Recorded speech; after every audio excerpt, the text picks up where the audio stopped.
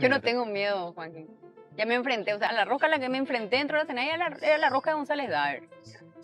O sea, mientras Santi Peña le estaba abrazando diciendo que era el fruto, El árbol que solamente da los árboles que frutos. daban fruto le tiran piedra, yo le estaba metiendo preso a su secretario. Y eso fue antes que estallen los audios, eso fue antes que salgan todos los escándalos. O sea, yo no tenía miedo de enfrentarme con las amenazas que recibí porque llamaban a la casa de mi papá, llamaban a la casa de mi mamá. O sea, se activó todo un esquema interno ahí que lo único que buscaba era las 24 horas generar daño, instalar falsas noticias, falsas ideas, compartir falsos documentos, etcétera. A mí no me tembló la mano, ya lo hice. Bueno, y no tengo miedo de enfrentarme hasta las estructuras más perversas que pueden estar hoy en día dominando el sector público. No tengo miedo, ¿verdad? Y es una decisión que tomamos ya familiar, personalmente, de enfrentarnos a lo que tengamos que enfrentar, pero hacer de nuestro país un país decente.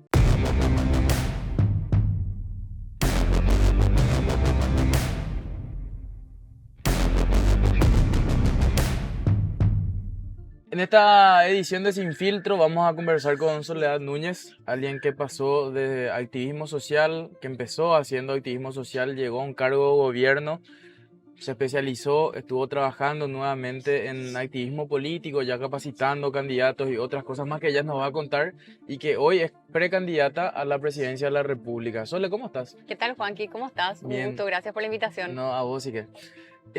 Bueno, Sole, creo que es la pregunta que muchos te hacen porque es lo que, digamos, por aquel vínculo de haber ocupado un cargo ministerial en el gobierno de Horacio Cartes es tu supuesto cartismo, ¿verdad? De hecho, hubo alguna gente que trató de instalar eso, pero a lo que vos trataste de responder, ¿verdad? Entonces la pregunta es, ¿sos o no sos cartista? Bueno, esa respuesta creo que ya repetí innumerables veces. Cuando yo asumo como ministra de la Vivienda, lo hice con mucha claridad, incluso con la ciudadanía de mi posición independiente. Nunca milité en ningún partido político, ni movimiento político, ni el cartismo, ni ninguno. Fueron mis propias convicciones las que me llevaron a ocupar un cargo tan importante a nivel nacional y también la experiencia que yo tenía y traía de trabajar muy de cerca con familias que necesitan una vivienda en nuestro país. Yo siempre digo, para mí, el problema de la falta de una vivienda no era una cuestión estadística ni anecdótica que me enteré en los libros, sino que tenía una historia, un rostro. Eran miles de familias con quienes yo me había sentado a almorzar, a comer, a tomar un tereré. Y esa conexión con un problema social vigente en nuestro país es lo que me termina convenciendo a asumir y en ese desafío enorme los 3 años y medio que estuve, ¿verdad? Porque no estuve los 5 años del gobierno anterior. Sobre todo que te tocó, digamos, una institución que era relativamente nueva por Senavitat, se crea, creo que en el 2015 o un poco No, se antes. crea antes ya, en 2010. Y era una institución que vino de lo que era la CONAVI, que era de hecho un antro, esto históricamente se sabe, cargado de operadores políticos, de beneficiarios que Mm. respondían a algún sector político. O sea, contra eso también tuviste que luchar. Claro, o sea, la Senavitat en verdad era una convergencia de varias instituciones, entre ellas el CONAVI, el BNB, el extinto Banco Nacional de la Vivienda, también lo que fue IPBU en su momento, que ya estaban de manera conjunta articulados en lo que era el CONAVI. Luego el CONAVI se crea la Senavitat. La Senavitat se crea por ley en el 2010, yo asumo a finales del 2014. En 4 años, yo fui la quinta ministra en 4 años. O sea, imagínate los cambios que también generan un problema a la hora de diseñar e implementar políticas públicas porque no hay una continuidad. Pero en 4 años de vida de una institución bastante joven, hubo 5 cambios de ministro. Digo esto porque suele ser un mal también que padecen muchas de nuestras instituciones. Esos cambios llevan a una lentitud en los procesos que afectan finalmente los resultados que se pueden conseguir.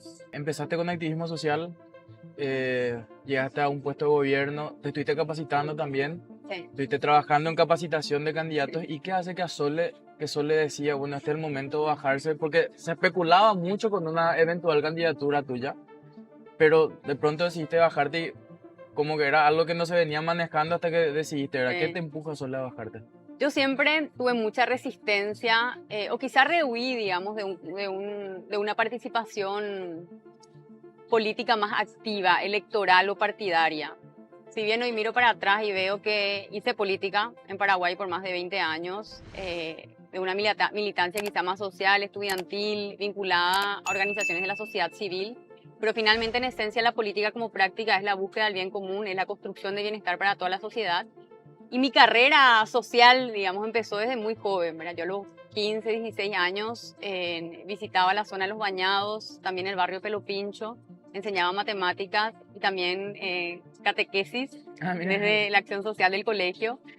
Ahí en mi adolescencia comencé a entender cuáles eran las dificultades o los desafíos que tenía el Paraguay en términos de desigualdad social, de pobreza. Creo que también comencé a cuestionarme yo misma, ¿verdad? ¿Cuáles eran mis privilegios? ¿Qué yo tenía que hacer con eso? ¿Verdad? Decido seguir la carrera de ingeniería civil, motivada por la tapa de un diario que decía que Paraguay era el país más atrasado en kilómetros de rutas asfaltadas. Me acuerdo que eso me indignó, me dio vergüenza, estábamos coleros en la tabla. Le dije a mis padres que quería hacer algo para cambiar eso. Mi papá quizá en chiste me dijo, ¿por qué no seguí ingeniería civil?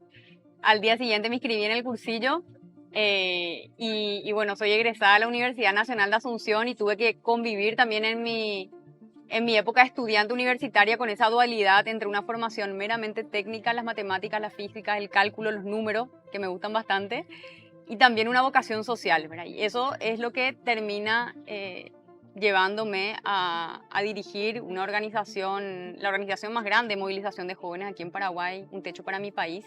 Hicimos crecer Techo a nivel nacional, me tocó abrir oficinas en Coronel Oviedo, en Encarnación, en Ciudad del Este, trabajamos en todo el departamento de Caguazú, en la zona norte, Carayao, San Joaquín, en Coronel Oviedo, en Campo Nuevo de Caguazú, también en San Pedro. Eso fue extendiendo mi conocimiento de las problemáticas a nivel nacional. Como ingeniera civil también trabajé en el campo social, construyendo escuelas en Concepción y San Pedro. Tenía 24 años, pero me sentía la persona más útil y feliz cuando me quedaba semanas enteras a trabajar con toda la comunidad educativa, los docentes, los padres, los niños también, reparando las escuelas que lastimosamente hasta el día de hoy se siguen cayendo. Eso era parte de un programa social de una empresa constructora en el sector privado, no eran licitaciones del MEC, eran escuelas de la Fundación Fe y Alegría. Entonces toda mi vida, si yo miro para atrás, estuvo cargada de mucho sentido de pertenencia a nuestra sociedad y con ganas de contribuir a que nuestro país cambie, desde lo social, desde lo académico. Al cerrar mi periodo, mi etapa como ministra, también mi mirada hacia lo público cambió, ¿verdad? Comencé a entender la capacidad de generar impacto que tiene el Estado si es bien administrado. O sea, el gobierno tiene en sus manos de verdad una responsabilidad enorme y la capacidad de generar transformaciones en la vida de demasiada gente. Yo pude comparar eso de la Sinavitad versus lo que hacíamos en Techo, en Un Techo para mi País. Comencé a entender también cuáles eran los desafíos en términos del capital humano, el talento humano, de los desafíos de gestión. Y yo creo que todos esos procesos y esas decisiones fueron llevándome a donde estoy hoy, ¿verdad? Era de alguna manera inevitable entender de que la política como práctica es finalmente el camino o el espacio para generar las transformaciones profundas que necesitamos en el Paraguay, ¿verdad? Yo sentí que todo eso que hice antes de mi vida, si bien era importante, termina siendo no suficiente. Y la verdad es que tenemos que conquistar el poder para redireccionarlo hacia el bien, para que podamos vivir en un país mejor. O sea, no podemos seguir resignándonos o simplemente asumiendo que las cosas van a estar mal siempre, o que la política no se puede cambiar, o que la política es sucia. Hay un montón de paradigmas que yo creo que tenemos la obligación como generación de transformarlo. Sobre todo que es aquello de que la política es sucia, de que necesitan ensuciarte cuando entras, es muchas veces repetida de algún sector que es el que sostiene el poder y que quiere quedarse ahí, ¿verdad? Exactamente. Es un sistema perverso, porque finalmente ¿a quién le conviene eso? El propio sistema que está dominando hoy en día las estructuras públicas. Yo pensaba mucho en esto cuando estaba en la Senadita, porque nosotros nos enfrentamos a las roscas mafiosas que están instaladas ahí. Destituimos a funcionarios, hicimos denuncia ante la Fiscalía, llegué a hacer cámaras ocultas en la unidad operativa de contrataciones para sanear el proceso de contrataciones públicas. Yo sentía que esa era mi pequeña trinchera, ¿verdad? Yo decía, no, quizá no puedo cambiar lo que sucede en todas las instituciones del país, lo voy a poder hacer ahora como presidenta del Paraguay, pero en ese momento era como que mi pequeña trinchera era la Secretaría Nacional de Vivienda, y con mucha determinación y con mucha convicción luchamos contra todas esas estructuras. Y por supuesto que hay momentos que se ponen difíciles y que uno dice, ¿qué estoy haciendo acá? ¿Por qué estoy dedicando mi vida a esto? Porque uno deja de lado muchas cosas, un ambiente súper hostil, a veces parece parece que esas estructuras te quieren ganar la pulseada. Pero ¿qué es lo que a mí me daba la fuerza? Eso mismo que dijiste, Juanqui. Yo agarré y me ponía a pensar y decía, no, espera un poco. Justamente lo que ellos quieren es que uno renuncie, que uno se vaya a su casa, que deje el camino vacío. Hacer el juego 24 horas, 7 días a la semana es tratar de expulsar de las estructuras públicas a la gente que quiere generar transformaciones, ¿verdad? Y eso pasa también en la política. Y eso yo soy consciente. Sé que nos vamos a enfrentar a un montón de gente y a un montón de estructuras, a una cultura que va a querer expulsarnos. Pero hay que darle pelea y yo estoy convencida que nosotros nos merecemos un país mejor. Entonces hay que luchar por eso. Hablando de cultura, solo me decías, egresada a la Universidad Nacional Asunción en Ingeniería, una facultad que es mayoritariamente de hombres. Sí. Entraste a una vivienda social sí, con mucho de obras, otra vez una cuestión muy marcada por la presencia masculina. Y también como que una cuestión medio, te quieren paternalizar a veces, ¿verdad? Y Sí. yo recuerdo que lo primero que hicieron desde el sector al que supuestamente te querían indicar, que era el cartismo, sale Lea Jiménez y te dice que vos sos muy joven, que sos muy inexperta, como para tratar de hacerte de menos, digamos, en este proceso de campaña. Ahora, ¿cómo tomaste vos, por ejemplo, esa... Sí, la verdad que me sorprendieron sus comentarios. Yo directamente ignoré porque sé que forma parte de un juego político, lastimosamente, ¿verdad? Un juego que yo creo que las nuevas generaciones tienen que tratar de desterrar. Además de que de manera intrínseca, digamos, esa idea detrás creo que está errada, ¿verdad? Está errada porque asociamos muchas veces las dinámicas que se dan en el sector público como una cuestión de devolución de favores. Cuando ella decía, bueno, primero es inexperta, después malagradecida, de verdad que me descolocó porque esperaba mucho más por parte de ella, digamos, una amplitud en la capacidad de comprender lo que está Sobre- sucediendo, unas opiniones mucho más, más técnica por ahí? más técnicas, no sé, otro tipo de enfoque, digamos, porque yo creo que tenemos que lograr un cambio cultural. O sea, basta de pensar que el sector público es, no sé, el bastión de un determinado partido político, o es una herramienta para ejercer presión, o para construir lealtades, o para fortalecer clanes. Pero el Estado es sagrado, o sea, los recursos públicos son sagrados y son el instrumento más poderoso que tiene el Estado para generar transformaciones en la vida de la gente, para poder hacer que accedamos a servicios de salud de calidad, a una educación. Por eso yo respondía, decía, yo, el día que sea presidenta de esta nación, a mis ministros yo no le voy a pedir lealtad para Soledad Núñez. Yo les voy a pedir que su lealtad esté con la ciudadanía, con la gente.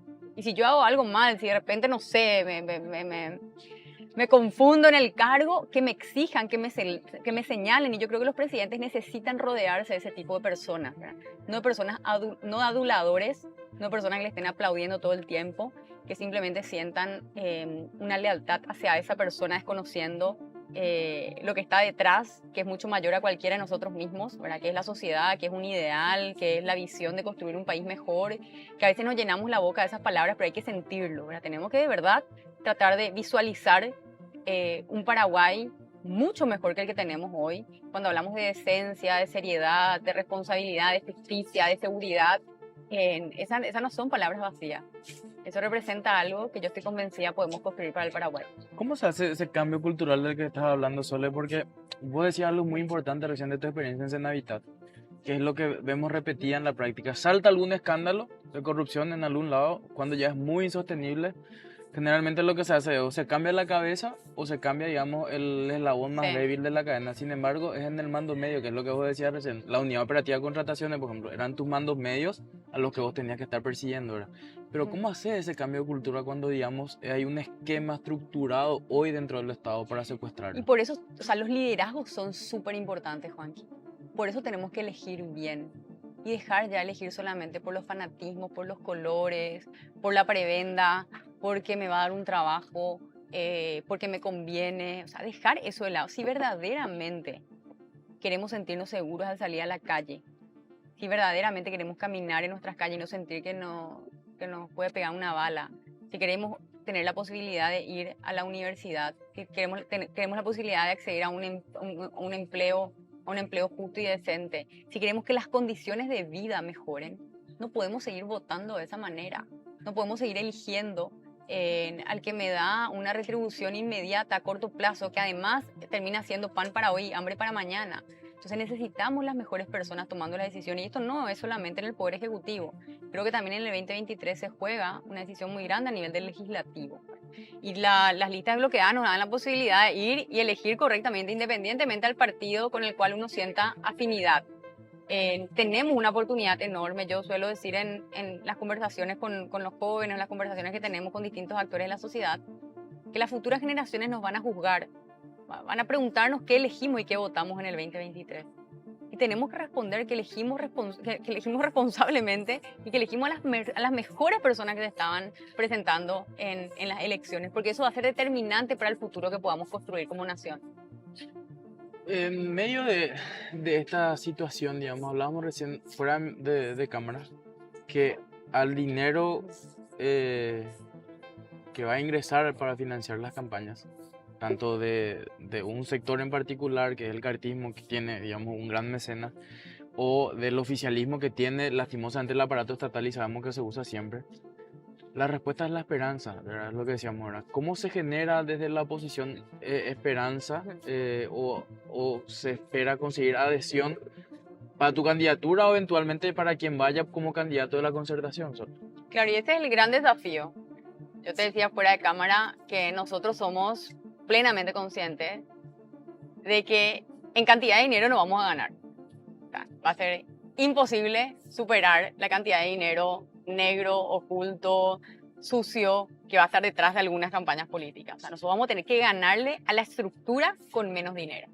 Y la única manera de ganar con menos dinero es convenciéndole a la gente y apelando a la fibra más íntima de los paraguayos, a esa esperanza que se tiene que despertar, a esa ambición, pero ambición de que podamos tener algo mejor, apelar a ese sentido de orgullo de ser paraguayo, es decir, el paraguayo no se vende, el paraguayo tiene dignidad, el paraguayo sabe elegir, el paraguayo quiere un futuro mejor.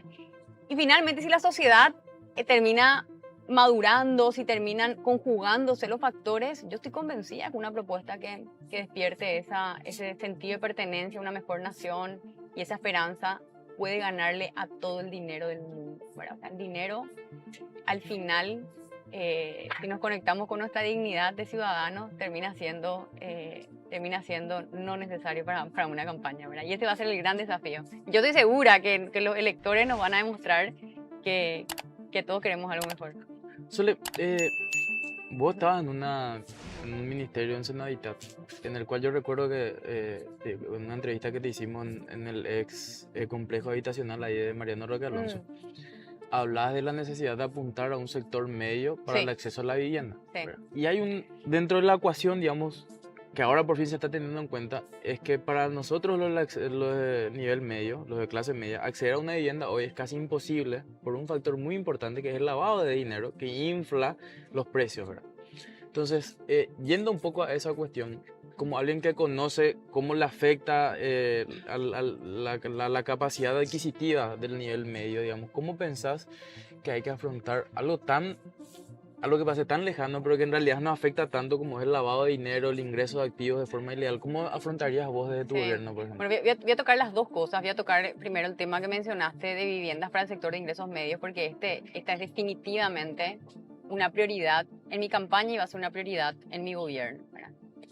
Porque además conozco y sé cómo resolver los problemas. En 3 años no pudimos articular todo y sobre todo siendo ministra de Vivienda yo no tenía potestad sobre el Banco Nacional del Fomento, no tenía potestad sobre la AFD, no tenía potestad sobre muchas otras instituciones que hoy sé perfectamente qué teclas apretar y cómo solucionar para que el Estado pueda generar condiciones favorables de acceso al crédito y también desarrollo de viviendas económicas para el sector medio. Esa es una política que es fundamental a partir del 2023 porque además la inversión pública en obra civil, precisamente en vivienda, dinamiza la economía, ¿verdad? En un contexto de crisis económica necesitamos inyectar recursos a la economía que además generen fuentes de empleo que no demanden mano de obra muy capacitada, digamos, y la obra civil tiene eso como característica. Entonces, ahí podemos, digamos, hablar y conversar mucho acerca de las propuestas que tenemos para resolver el problema de vivienda y también para mejorar las condiciones de las viviendas que hoy en día existen, que también es un problema en Paraguay, que es la calidad de las viviendas, no solamente la necesidad de una vivienda nueva, sino que la necesidad de poder mejorar la materialidad de las viviendas, ampliar, construir una habitación adicional, un baño, una cocina, etc. Y en términos de lavado de dinero, que termina distorsionando toda la economía, no solamente el sector vivienda con las burbujas que se van generando, pasa en muchos otros sectores.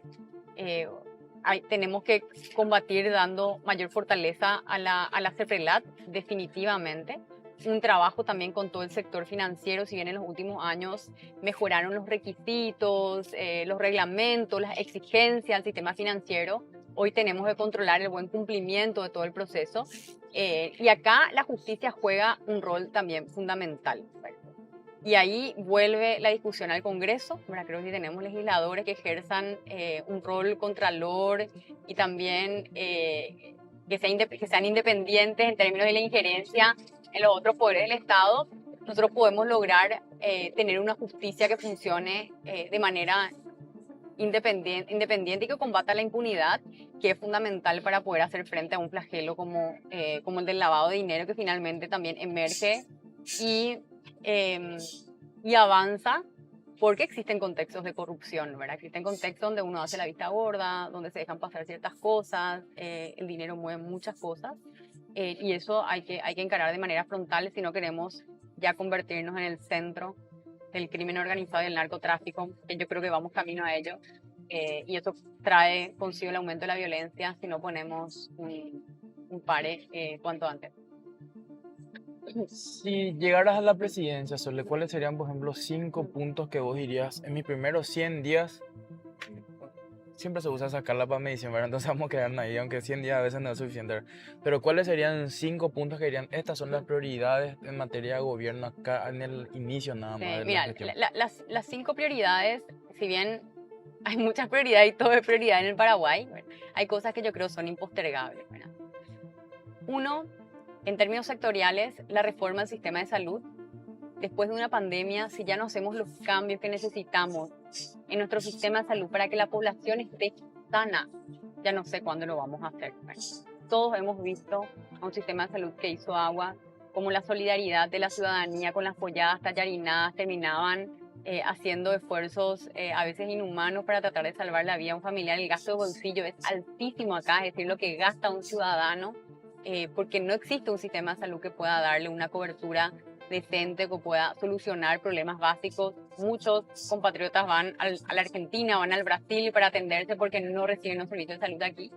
Creo que tenemos que construir un sistema de salud mucho más fuerte, fortalecer la atención primaria a la salud, las unidades de salud familiar, y generar esa transformación para tener una salud que sea universal y equitativa. Segundo, en contextos también de crisis económica, con el aumento de tasas como la del desempleo, el empleo precario, creo que tenemos que darle un soporte muy importante a las MIPYMES, las micro, pequeñas y medianas empresas, que termina siendo el sector emprendedor del Paraguay, ¿verdad? Que tiene por naturaleza el emprendedor, tiene algunos atributos que son necesarios para salir de los contextos de crisis. El emprendedor arriesga, el emprendedor se anima, el emprendedor apuesta, ¿verdad? El emprendedor la pasó mal en la pandemia. Y creo que también todo ese sector del emprendimiento se está fortaleciendo en Paraguay porque hay un crecimiento también de la clase media emergente. Eso tienen que acompañar las políticas públicas. Tenemos que darle los recursos suficientes para que quienes sostienen el empleo nacional, porque más del 70% del empleo depende de las MIPYMES a nivel nacional, y puedan también hacer un traspaso, digamos, de empleo precario a un empleo formal. Entonces tienen que estar las condiciones creadas para que sea fácil emprender en Paraguay, ¿verdad? Entonces eso para mí es una cuestión también prioritaria.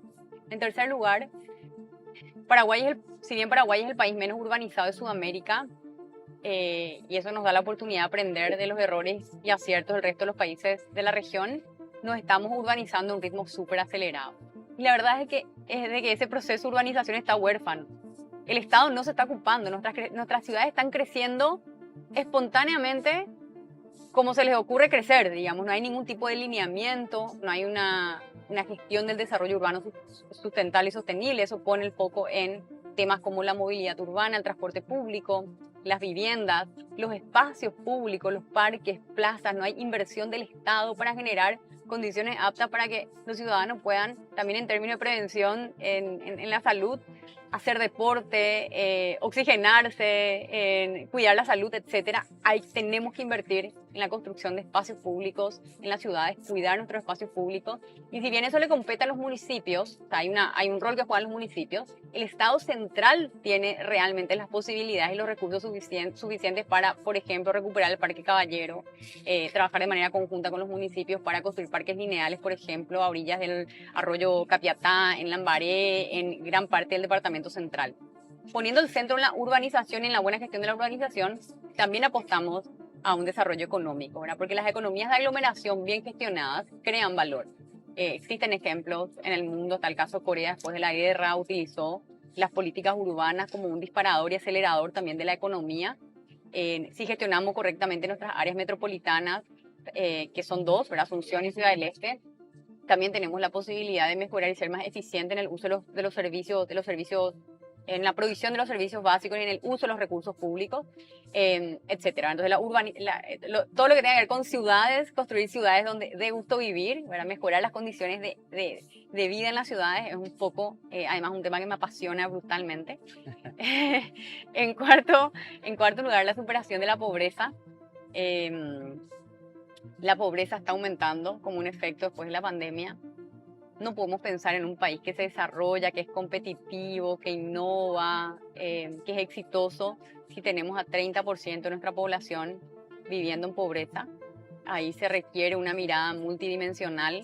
Tenemos que, digamos, generar asistencia, pero por sobre todo las condiciones para que exista empleo, para que los chicos puedan ir a la educación, que termina siendo también un elemento que crea o profundiza las desigualdades en nuestro mismo sistema educativo cuando le vendemos la falsa ilusión, digamos, a los chicos, a los adolescentes que están creciendo. Y quinto lugar, educación, y acá me puedo quedar hablando también años, pero son 5 temas que son prioritarios. Como hubo mucha gente que dijo que vos no sentaste posición, sin embargo, yo creo que no hace falta más que escuchar tu propuesta para realmente darte cuenta que estás sentando posición sobre una serie de cosas, ¿verdad? O sea, Sí. pero sí te quiero preguntar un poco, ¿cuál es tu opinión hoy sobre dos personas en particular, ¿verdad? Horacio Cartes, que es el financista principal de uno de tus posibles contendientes, que es Santiago Peña, y Mario Abdo Benítez. ¿Cómo les deja a los dos actores dentro del...? Y los dos, en primer lugar, creo que lo que tienen en común es em, de que ambos líderes no van a poder traer el cambio al Paraguay, ¿verdad? En el caso de Cartes, yo ya lo dije en varios medios, ¿verdad? Creo de que él tomó la decisión cuando terminó como expresidente de volver a los negocios, seguir acumulando poder económico, dedicarse a eso que puede ser hasta sano para un país en un nivel bien administrado, pero uno no puede pretender copar el poder económico y también copar el poder político, ¿verdad? O sea, el Estado a todos los grupos de poder le tiene que poner límites. Y hoy yo creo que ese proceso de ocupamiento de poder es un riesgo para la democracia, ¿verdad? Y eso yo lo tengo súper claro. Mario Abdo como presidente perdió poder en el primer año. Creo que no tuvo el coraje de tomar las decisiones para desterrar prácticas corruptas en sus instituciones. Terminó siendo cómplice, porque eso lo hace cómplice en muchos casos, no solamente, particularmente en el caso del Acta de Itaipú, que después por el escándalo y la presión ciudadana termina revocándose, sino que mucho otro tipo de sucesos. Yo lo vi en un seguimiento específico a lo que sucedió con la Senavitat, el ahora Ministerio de Urbanismo y Vivienda, donde se destruyeron absolutamente todos los proyectos que estábamos llevando adelante. Creo que le faltó y le falta visión para poder administrar el país. Y hoy se siente como que el país está a la deriva, ¿verdad? Como que no hay una guía, no hay un liderazgo que se está ejerciendo de las más altas esferas a nivel nacional, que es un liderazgo y es un espacio que tiene que ocupar el presidente de la República, ¿verdad? Y eso, lógicamente, lo vemos ya replicado en muchas cosas que van fracasando en el funcionamiento de la política pública. Te leía en estos días en redes y te escuchaba también en entrevistas con Luis Vareiro y en otros medios decir que Santiago Peña siguió el camino fácil, que es el de la estructura. Pero quiero ir un poco más atrás, Sole, y preguntarte qué sentiste en aquella famosa convención de 2016 que dicen los convencionales: no queremos más ministros que no sean colorados. Y Santi iba corriendo en ese mismo acto a ponerse la pañoleta y afiliarse al Partido Colorado. ¿Por qué te pregunto esto, Sonia? Porque podíamos tener, no sé, como ciudadanos podíamos criticar decisiones, actuaciones de tanto de vos como de Santi, pero había algo que los marcaba a los dos o que tenían en común, junto también con probablemente Hilo Moreno, que eran rostros jóvenes, capacitados realmente, que hicieron una carrera académica, en lo tuyo incluso con activaciones sociales y demás, que eso era algo que no le quitaba a nadie. Y que encima, en tu caso y en el de Santiago por lo menos, porque Hilo sí siempre fue colorado, no venía pegado al pañuelo colorado, ¿verdad? Y sin embargo, él renuncia a todo ese mérito de ser joven, ser capacitado, y va y se pone la pañoleta colorada corriendo. Es lo que vos decís, es el camino fácil, ¿no? Sí, no, para mí fue quizá al principio fue como decepcionante, ¿verdad? Por la manera, no por las opciones. Uno puede decidir Claro. militar en cualquier partido político, ojo, ¿verdad? Pero sino que justamente por esto que vos estabas diciendo, del mensaje que uno manda a una nueva generación que tiene que hacer las cosas diferentes si queremos que el país cambie y mejore, ¿verdad? Por eso para mí cuando sucede eso, yo tenía súper en claro que yo no lo iba a hacer.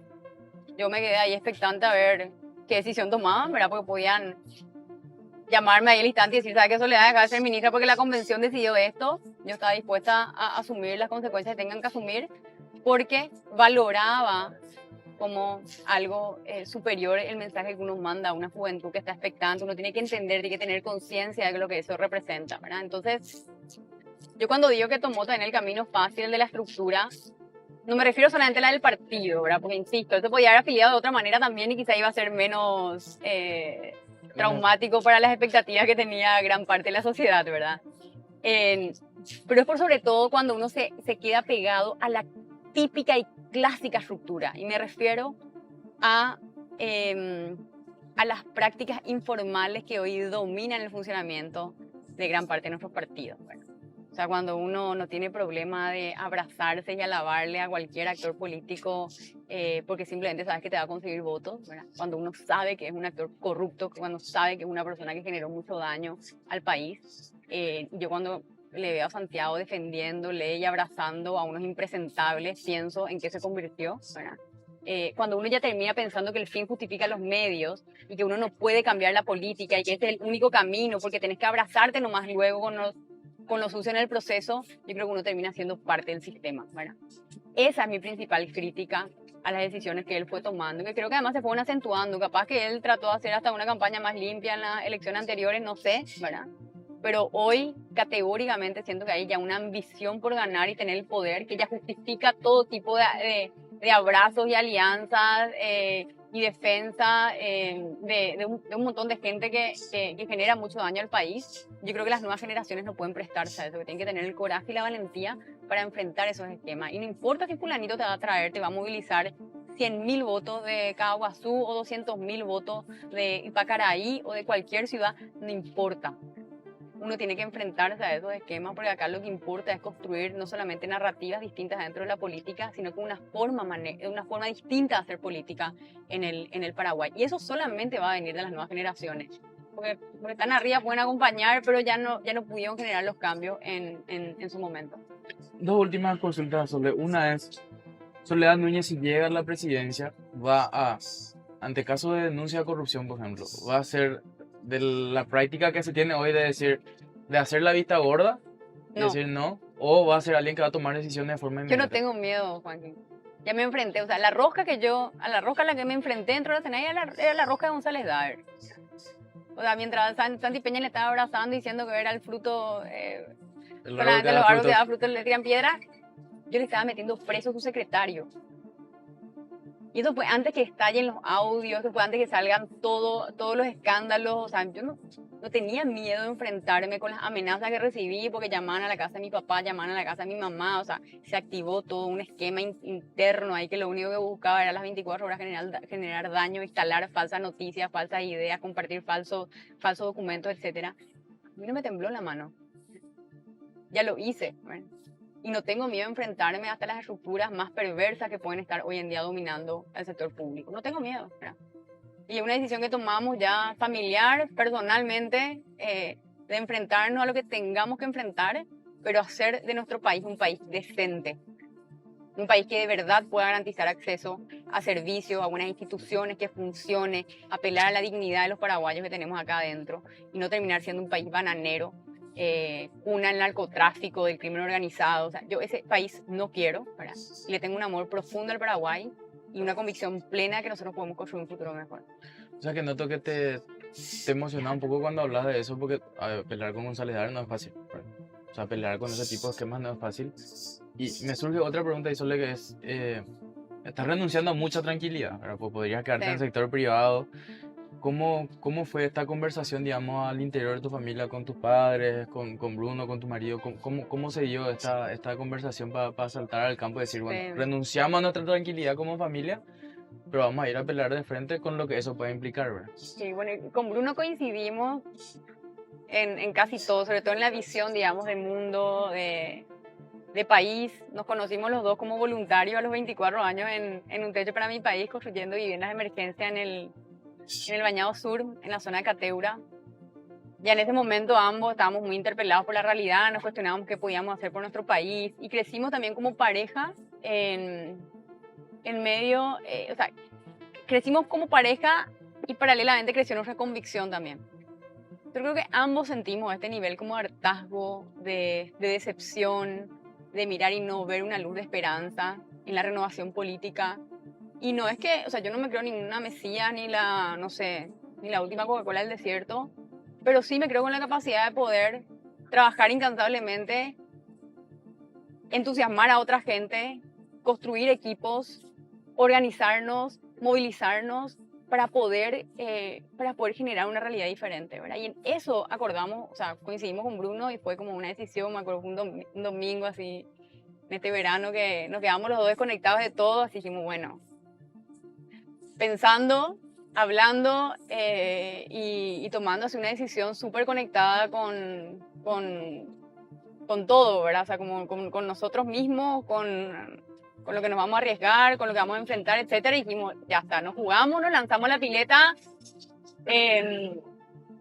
vamos a luchar hasta el final. Así como lo hicieron generaciones pasadas, o sea, generaciones pasadas luchaban de verdad, estamos hablando de luchar, de ir a la guerra, ¿verdad?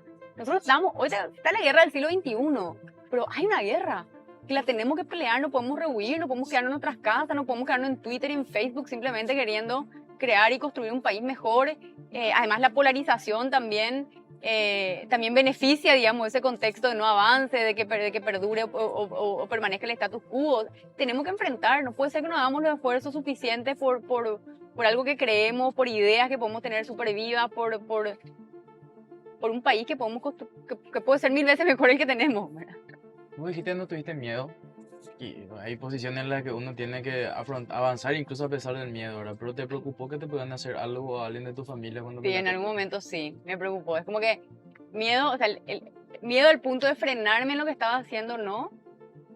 Pero sí recuerdo un par de noches llegar, porque yo salía muy tarde de la oficina, ¿verdad? Arrancaba temprano, pero llegaba muy tarde a casa.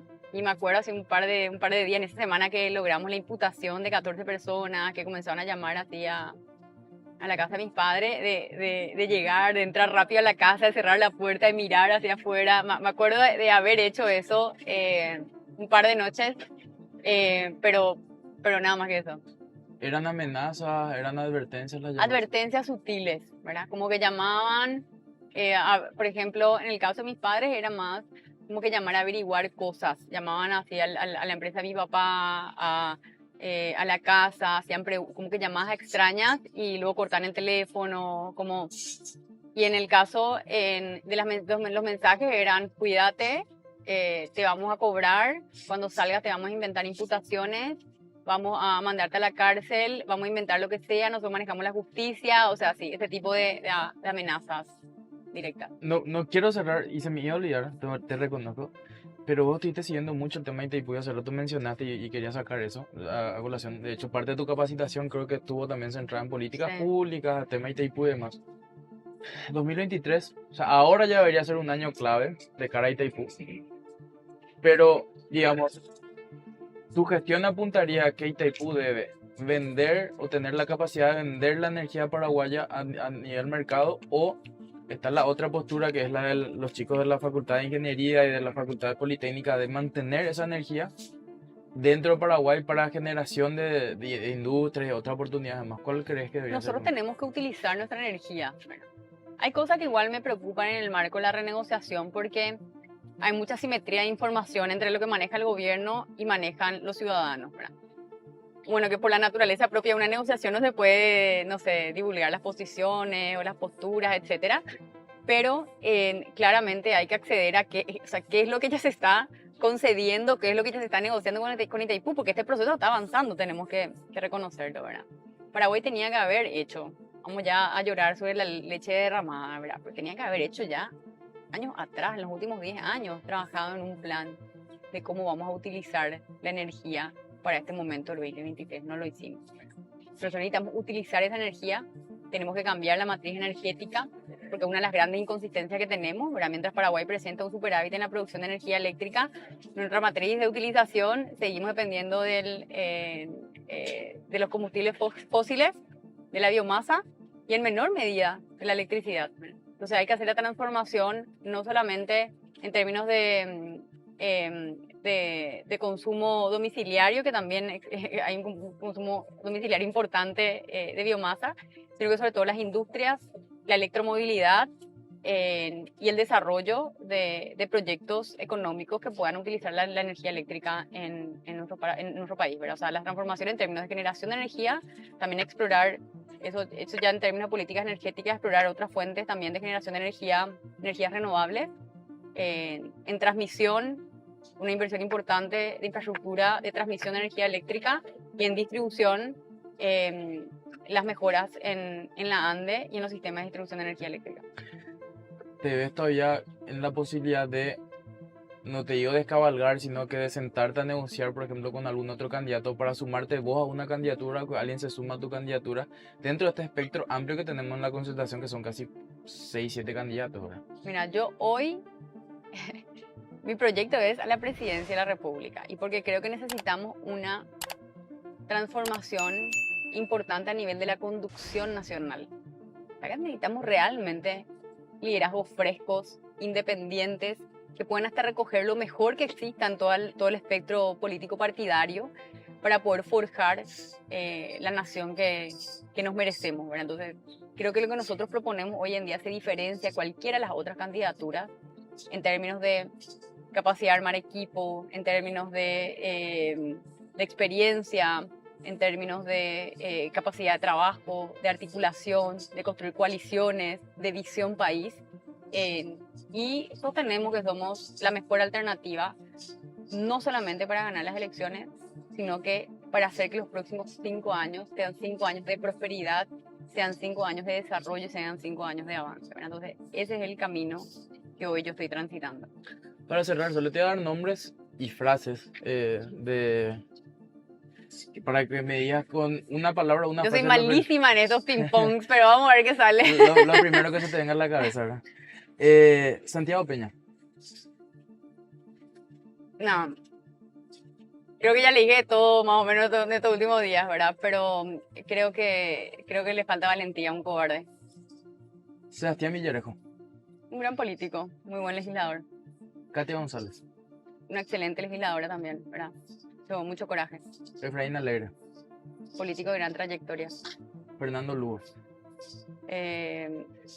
Salud para todos. Me acuerdo de su programa Salud. Esperanza Martínez. Ahí me cambiaste por Esperanza, también creo que hizo mucho por la salud en Paraguay. Hugo Velázquez. Clientelismo. Horacio Cartes. Concentración de poder. Mario Abdo. Inutilidad. Y por último, Euclides Acevedo. Euclides es, que no quiero solamente decir, es un buen político, creo que tiene mucha cintura política. Sí. Soledad va a estar a favor o en contra de una eventual propuesta de reelección si es que llega, no te digo para vos, pero de modificación constitucional. Lo que pasa es que en este contexto, todas estas decisiones de modificación del funcionamiento de nuestra democracia como sistema dependen del contexto, la coyuntura y la fortaleza que tenemos como sociedad política, ¿verdad?